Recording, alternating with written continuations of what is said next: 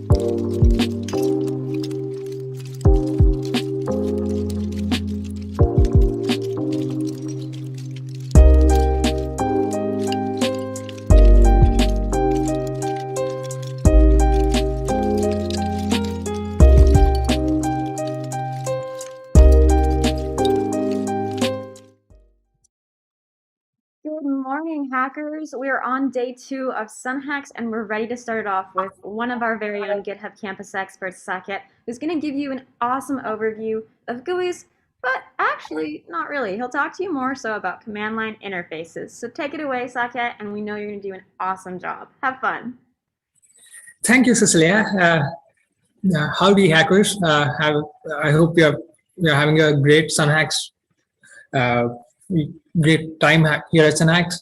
But before we move any further, how many of you have seen this picture? How many of you have seen these kind of things in films? If you see a angry hacker or a serious hacker typing at his computer, and you see a bunch of random things scrolling on their screens, and you ever wonder what they were doing?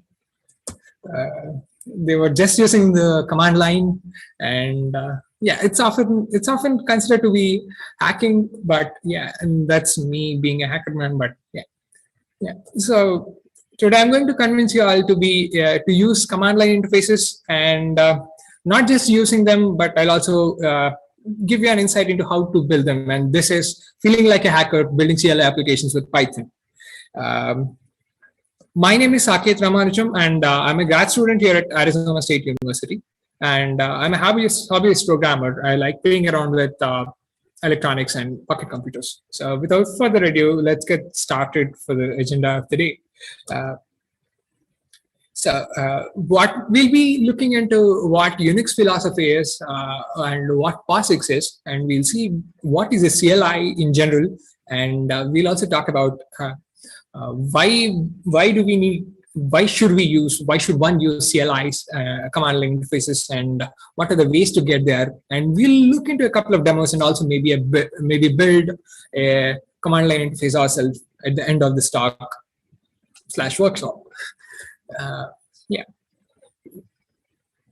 Look at this line of code, or look at this line of command, and say what, think of what this represents. Think of what it would do. I'll give you a minute to think about it, not even a minute, or maybe a couple of seconds.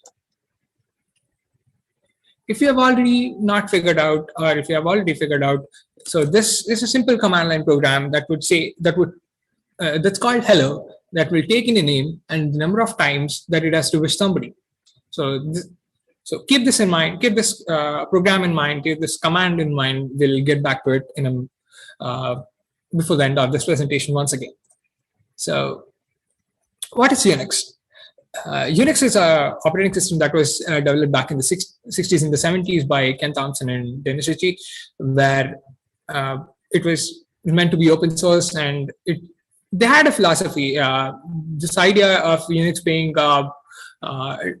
standard among all the systems had to be had a philosophy of its own, which means they said that a program should be self-contained, which means it should do one thing and one thing only, and it should do it perfectly.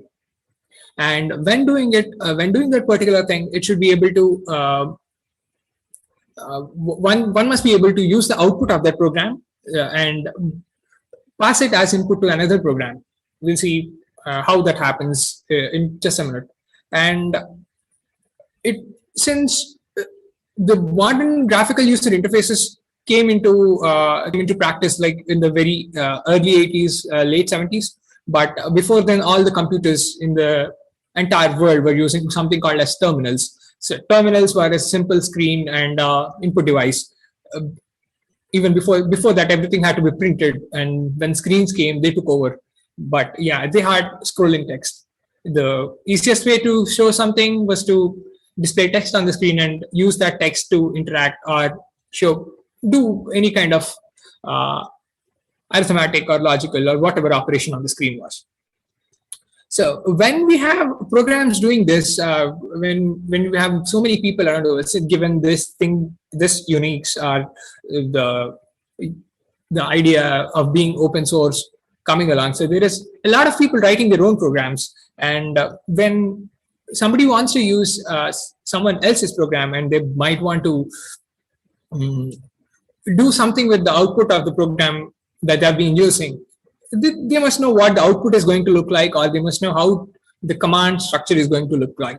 So what happened was POSIX came along with the IEEE 1003.1 standard, which is commonly known as the POSIX. The POSIX standard defined the system level and the user level interfaces, which means how the commands that different operating systems. So basically, this standard implemented or enforced a strict, not a strict, but said how a particular API should look, how the structure of this command or a particular program should look. So that's what POSIX did, and it's kind of standardized the interfaces, and this kind of became a modern standard for various programs that we are writing today. So what is a command line interface? We talked about it a few seconds ago. So Wikipedia says a command line interface is that commands the computer program in the form of text, and the program that interprets or handles this interface is called a command line interpreter or a command line processor. Why should we be using command line interfaces? Because it's just plain text, and it's fast to interact with text, and you can do a lot of things when it's just text. And there is a lot of less overload, visual overload for you to interact with the program or with the output of the text, with the output of the program. But why why aren't command line interfaces popular? No, they are quite a popular thing, and it's a myth that they aren't popular. And yeah, all of the modern day operating systems once had this only thing, had this only interface to talk to. Let's say the Microsoft disk operating system, the Unix operating system, and even the Apple's first Apple's very own Macintosh before the advent of graphical user interfaces. They all used command line interfaces to talk to the file system, to interact with files and all. Uh, what these command line interfaces do for us is to they sort of encourage compositional thinking or functional thinking, which borrows a lot from the Unix philosophy, saying a program must do one thing and one thing perfectly. And since there is only screen input, since there is only a text output, we always want the input to be via the standard in, which is the text interface within the command line, and also output the text back to the standard out. So when we do like this, when a program does a particular thing perfectly, or when it is doing its operations, it means we can automate. We can use these programs to automate boring stuff, or some things that need to be done irregularly or regularly, which do not need any manual intervention. We'll see a couple of examples of that in short time. So here's a simple command line program that comes with most modern day Unix systems. It's called cat. Cat is a program that's used to concatenate a file output. So if you do a program minus help, you get all the instructions that are related with the program. While let's do a quick swap and see how that works in real time.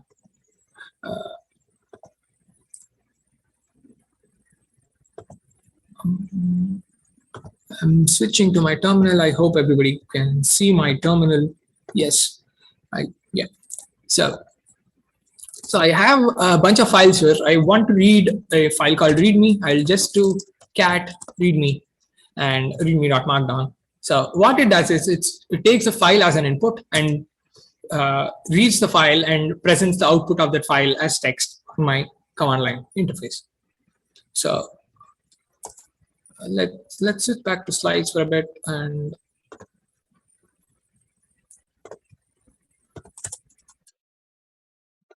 yeah, when talking about the Unix approach or the Unix philosophy, we said the output of a file, the output of a command should be we must be able to use it as an input to another command or a program. So we are here. We are sending the output of the cat, the concatenate function, concatenate program, to the grep, which is a which kind of helps to search for specific text or patterns within the text. So I'm here I am searching for a pattern for a word called Percy, so which is occurring in multiple places in multiple lines. Let's say I wanted to count this. How would I do that? I can then pass the output of this second command and pass it to another third command, which is word count, and just get the number of times that the word has been presented. And so this is what command line interfaces are capable of doing. So or we must be able to do with a command line. So we must be able to chain multiple outputs together, multiple outputs of multiple programs together, and then try to make sense of the final output that we want, or process the data in the way that we want. So again, so why must we write a command line interface in Python? Because there are so many ways to do that. So there are, given the size of the community and the number of programs or number of libraries that are available, there are many ways. So there are many pre-built there are some libraries that come with the standard Python standard library, and there's some packages that you can install and build a command line interface with. Let's talk about the most primitive one, synhacks. Synhacks is a part of the Python standard library, which So a common program in sysax would look like this. And let's quickly execute this program and see what it does. Um, I hope everybody is still able to see my screen. And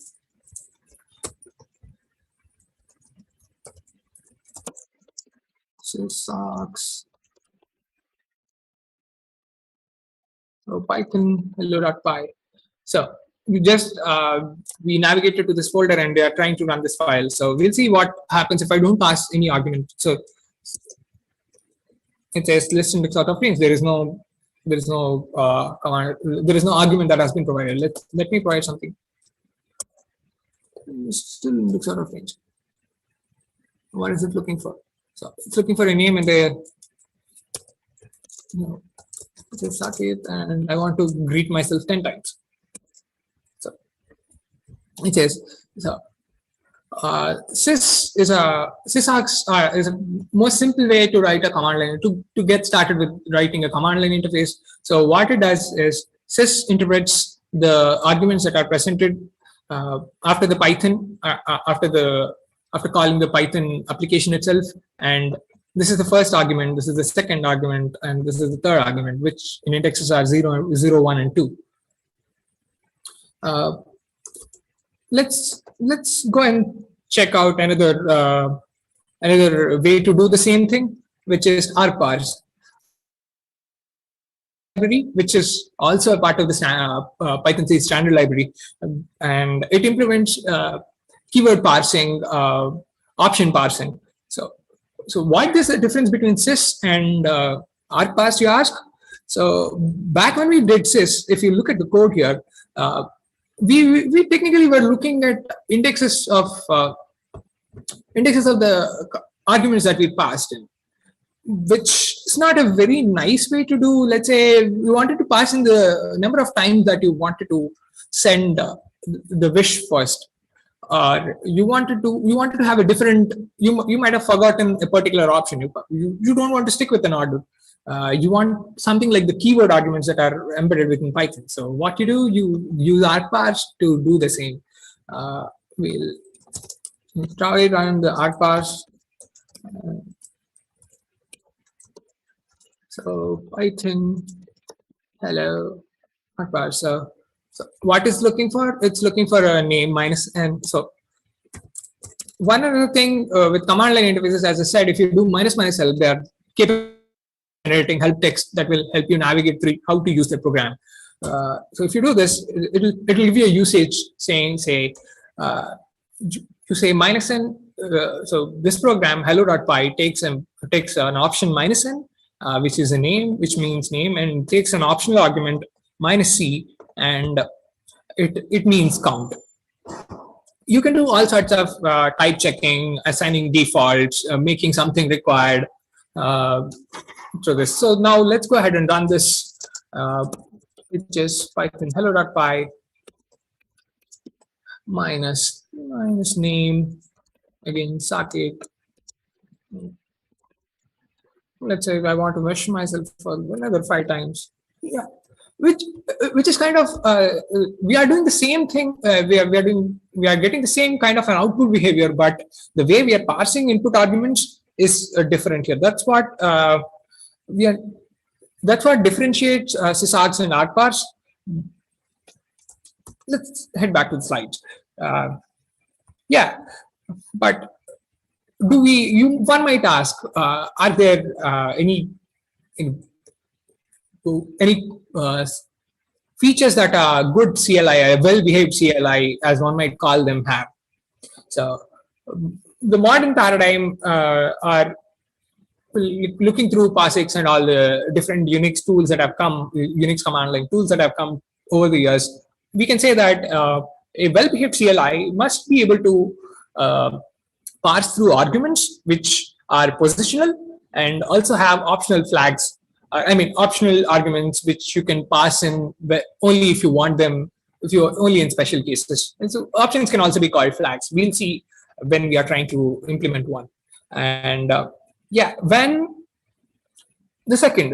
we are trying to execute a program, and once it's done executing, we must be able to So the program must exit with a proper exit code, a 0 for a successful execution and a non-zero code for an uh, unsuccessful execution, so that you can pair the output of that error, or pair the output of the program in case of an error to a standard error file uh, by using conditional within bash or something like that.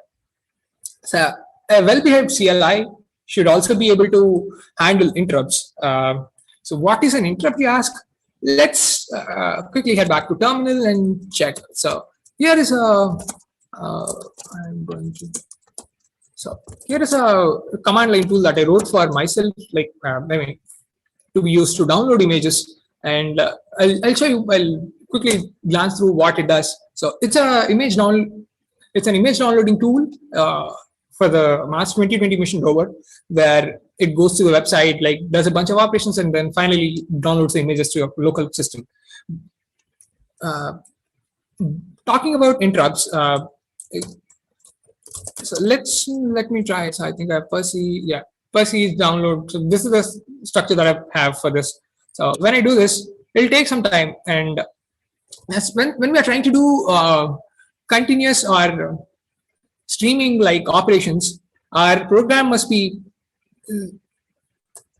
able to the program must be able to respond to input signals. I mean, a signal can be called as an interrupt or a message that's given to already running program, so that it can be interrupted, or its course of action can be changed.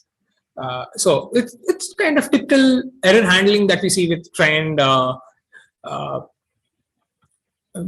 except blocks within Python and try catch blocks within other languages. But a good command line interface should be able to properly process these kinds of interrupts, which is kind of and gracefully handle them. Last but not the least, your command line interface, when you're trying to do especially things like downloading stuff or moving files here and there, it must have context of the file system's storage structure or storage paths, so that it doesn't, you don't end up placing files in places that you don't want to. You only want to move the file. If this is unclear, we'll look at it through our example when we are trying to do that. So, and click is the third package, and the package that we are trying to actually doing within our workshop today, which is capable of doing all of these. We can use click to write beautiful command line interfaces, and everything in click is a command, and each command can have options, arguments, and you can chain multiple commands together, multiple options together. Let's run through this demo, and we'll see how we can do a command line interface ourselves.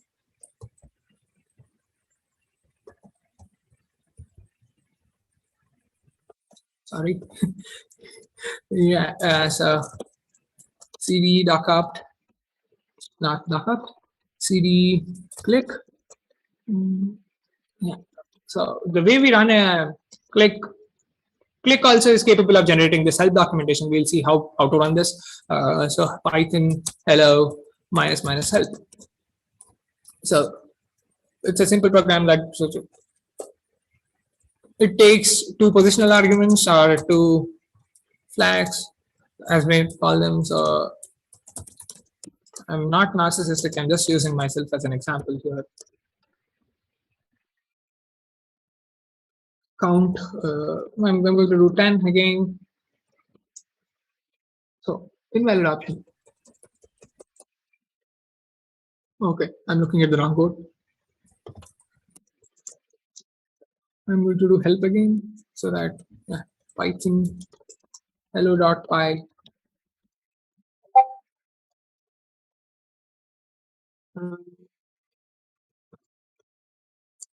Count. Okay, minus count, and minus name. Yeah, which is the same kind of behavior, but so this can be extended to a a lot more complex command structure where you can have multiple commands nested together within one another, commands, subcommands, and arguments and all. So I hope everybody has set up their uh, has have the prerequisites installed. If not, please head to this. Wait. The link that has been presented within the pre-workshop, and I would like everybody to do a git pull or git clone once again so that you get the latest branches, and head to a branch called the tutorial where I have a to app that we'll be writing in Click setup for us. What we'll be doing, so all the basic operations have been set up. I just want to run through to how to create a basic command, like set up arguments for it, and nest a couple of sub commands maybe. And let's get started with the coding. And let me show you the screen. Let me show my code screen. Yeah. Oh, yes. Please head to the to-do folder, and if you have any questions, you might drop in Discord. I might occasionally look at them, or I'll answer them at the end of the talk. So if you look at to-do, there's a bunch of operations within. There is a main.py, there is a to-do io.py, and there is a CLI.py. So this is a typical structure of a command line tool that is written within Click with using Click. So you declare a command line CLI.py, and you isolate all your independent operations that you want to be independent commands as, or you can have all of them within a single file and then import within the Click commands. So how do we create our commands here? So before we actually go there, let's see how this command is supposed to work, how this tool is supposed to work, or what we're trying to do ultimately. So this tool in this case is called as TD. So TD is a to-do app made in Python for the command line. Goes on doubles. Yeah. So it's capable of adding tasks, deleting tasks, showing tasks, and updating tasks. I'm just, for the sake of sanity, I'm going to remove the existing. So what it's doing is it's using a simple JSON file to save the to-dos, the list of items that we want to add to our list. And then yeah, let's do a quick show so that we find. So there are no tasks in this list as of now. Let's add one. So add. If you want to see how this works, how the add command works, just say td add myself. We are ultimately going to implement this command now when we are in a short while. So it's supposed to take in a task description and add it to a list. So we have helper methods that will directly do this for us. All we need to is to create that add command to our command line interface. Add task to the task list. So I'm adding td add this. So you see the task, this is added to the list. I might probably have to change this. And so it shows a list of tasks that have been added to the list. So now let's go to the tutorial branch within the repository and then try to build this part of our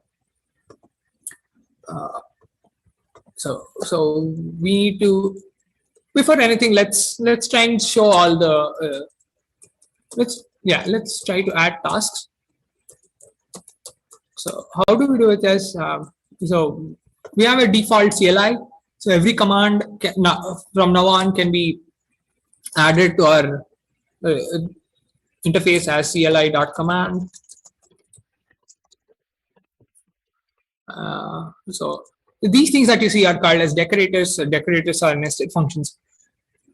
So, and this is how we add arguments. So we'll do click dot argument and we want what the argument to be called as. We want the argument to be called description.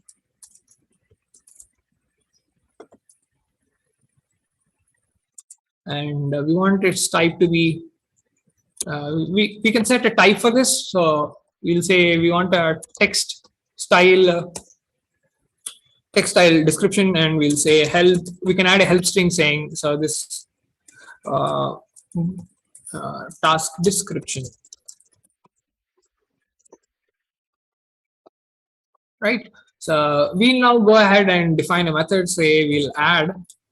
So this will take in the description as an argument, and all we need to do now is to pass this to the add task method, which is already pre-written for us, and just so if you look at add task, it'll say it'll take a task description. So we'll do dsc equals tsc, description equals description. We'll save this. Okay. So okay, we are done. dsc.any.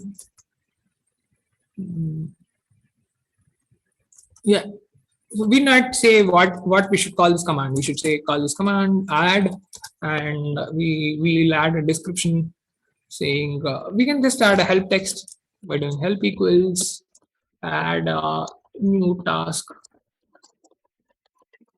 to the list. We'll go quickly test it out for the sake of sanity. I'm going to call this app to do.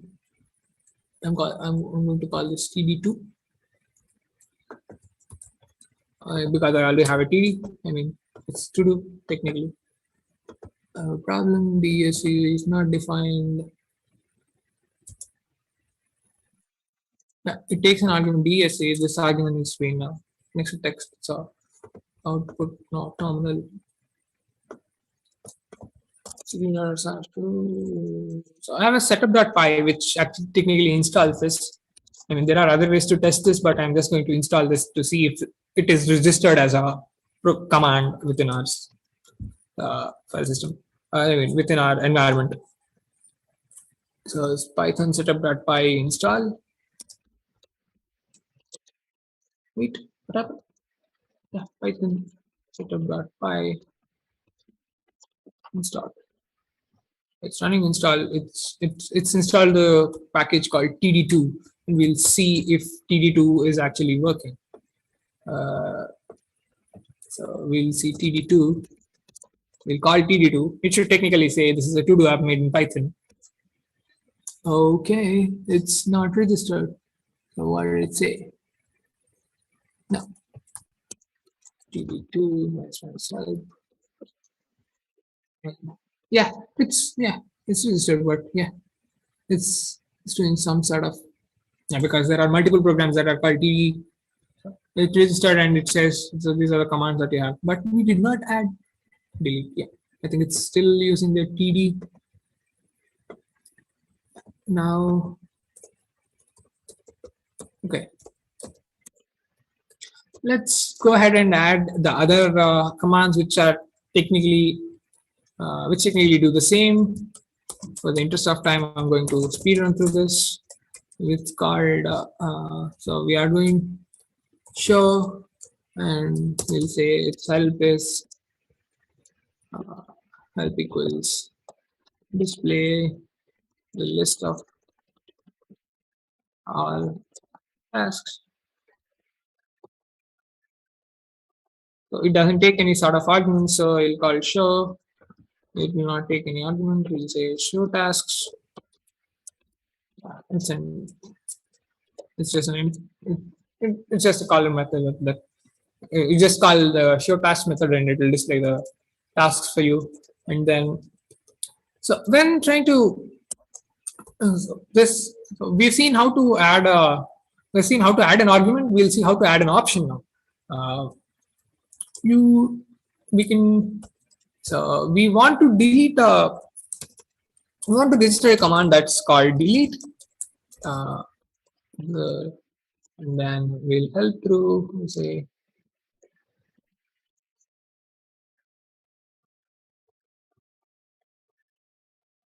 we'll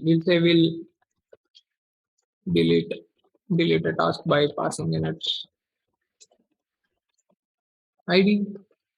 We'll have two ways to do this. We'll say click that argument. We'll call it ID. No, we'll call it task ID and say help uh, ID of the task to be deleted.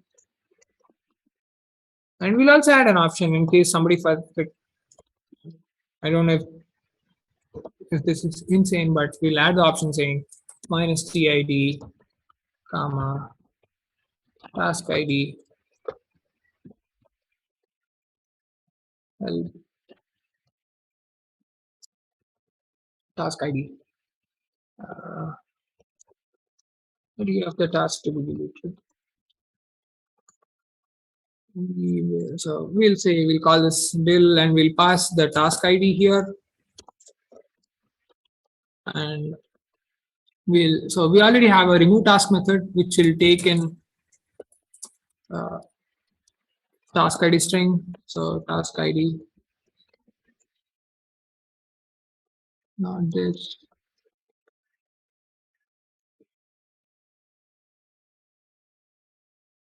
Expected function name. Complete. We are passing in task ID, and we'll see how we just let's go check how this works. So TD, I'm showing the list of tasks. I'm going to add another task just to have a couple of tasks in our this. So we have one task, TD add these. I mean, nobody has a task descriptions like that, but yeah, I'm going to add the bad talk.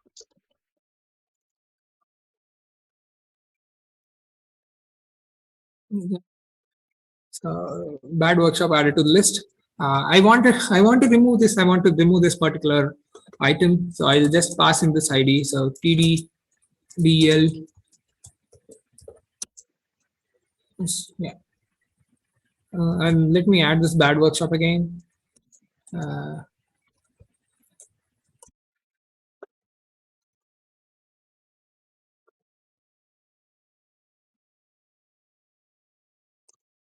Okay, I called it task ID. So TD DL minus minus task ID.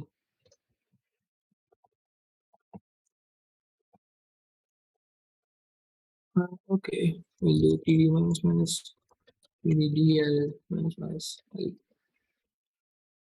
Okay, it's missing an argument. So this takes arguments. Arguments are required. So you just need to pass an argument, and you can actually make an argument optional. But yeah, unfortunately, I made it mandate required argument, so I can't directly do this. So I'm deleting the task. I'm adding another task saying TD add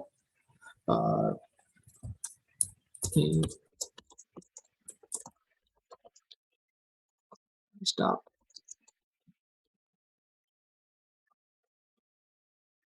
Oops, I wanted to add it to be a nice task, but I said nice workshop. And how do we update it? We will simply add a command called update.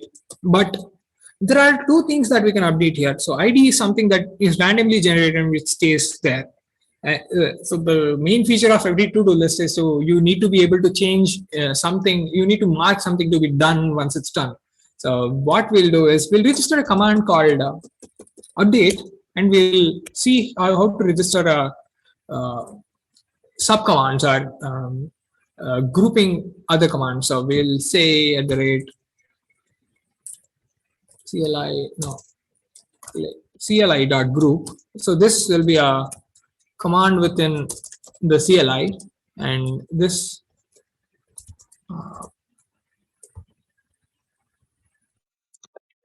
group will be called update. So this is a group of commands. So that supports multiple sub commands. The update command should support multiple sub commands. So help would simply do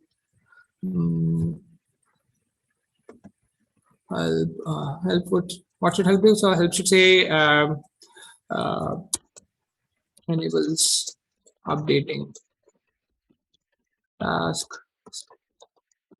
status, right? So we'll just do def update and then pass it. So I sorry and functionally started another terminal. Yeah,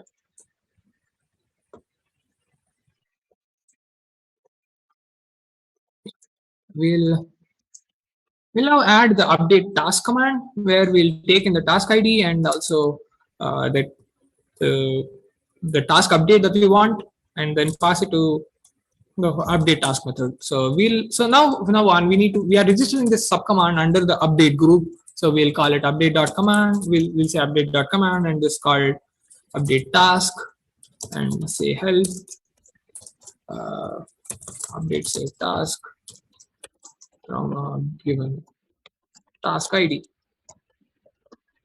So what should it take? It should take two options. Click dot option. For the interest of in the interest of time, I'm going to just copy paste on what I've already done. And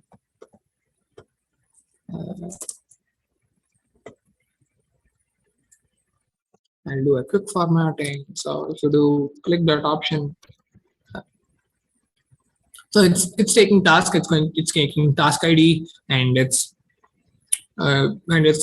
updating, and it's also passing something. So it's returning one in case we pass an empty error, which can be errored out to somebody to the standard error when you're trying to error it out, and it's returning 0 upon properly updating the task. So let's check. Let's do a to do show. It's a td show. So I want to change the description of the third task. So I'm going to say I want to know how.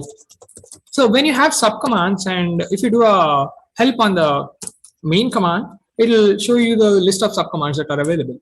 So there are two subcommands that are available, and I also want to see how to use that subcommand. So we'll do td update minus task minus help. So it says we need to pass a task ID and the task description, so you can update that. So I copied that, right? So td update task minus which is called task. Yes, it's called task minus tid minus tid task ID, and the update is called minus t, which is not a very wise move. So nice talk. Now you can see that it's been updated in place, and we have the same ID for the task. Now let's try to change the status. Let's try to add another subcommand within this and see how it functions. I'm going to copy what I've already written, and so we registered that another subcommand under update as update.command, and status. It's also going to take status where it's also going to take the task ID, but instead of the task description, we are passing in the task status, and we want to mark it to be done. So and then use the update task state to whatever we want to. So let me add another task. So td add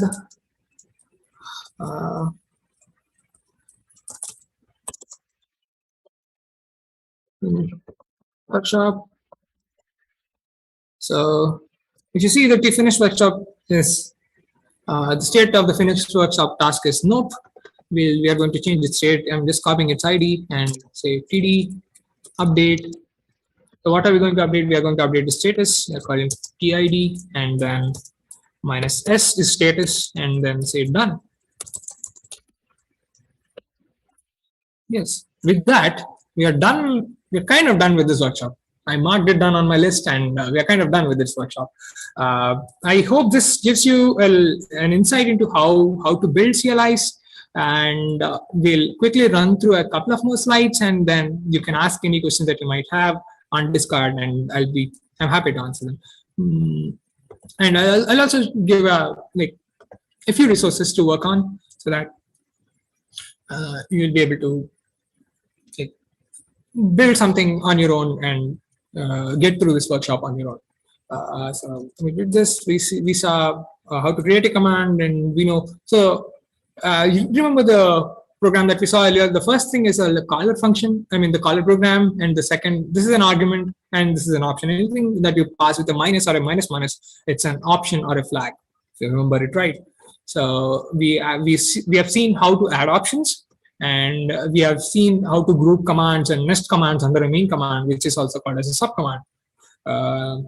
And yeah, so Unix has a lot of the Unix operating system has the Linux based distributions have a lot of command line tools within themselves. So if you're trying to build something for this hackathon, still don't have an idea, try mimicking one of them. It is a very fun activity to do, and it is going to be a very very nice learning curve for you. And apparently there are games. So before the advent of 8-bit graphics or 16-bit graphics or any sort of graphics at all, there were games that were being run within the command line itself. And for those of you who are into Dungeons and Dragons, there is a very nice version of Dungeons and Dragons that you can play within command line, which you can easily install and like tinker around with. Try implementing that within Python. It's great. It's interesting. I hope you like this talk, and so there are these are the few resources that I followed. If you find any similarities between mine and if you look at these talks and between Dave Fojak's talks, I actually followed his structure. I would like to thank these people, but so that I've been able to use their resources in preparing for this talk. And I also would like to thank Cecilia, Paul, and others at the sunhacks team for having me for giving me this opportunity to give this talk and make this workshop possible. And happy hacking. With that, I'm done. If you have any questions, please send them to me in Discord or at the rate socket, or if you can add me at my socials that are on here. Check out more of my work, and yeah, hit me with any questions that you might have. Thank you, Socket. That was awesome. My page is not loading. Awesome. So that was super good to hear. Thank you so much for giving an amazing talk. I actually picked up some tips from that, so thank you as well. And as he said, he'll be in Discord for as long as we'll have him, and we're so glad to have him. And check him out. And then also talk to him about the GitHub Education Pack and other things. He's a great resource for that. So we will probably be signing off. As he said, if you have any questions, absolutely reach out in Discord. Maybe if he's not available, we do still have the mentor channel. So make a mentor ticket, and he'll also be able to see that as well as everyone else in our server. So with that, we're signing off, and we'll see you at the next workshop.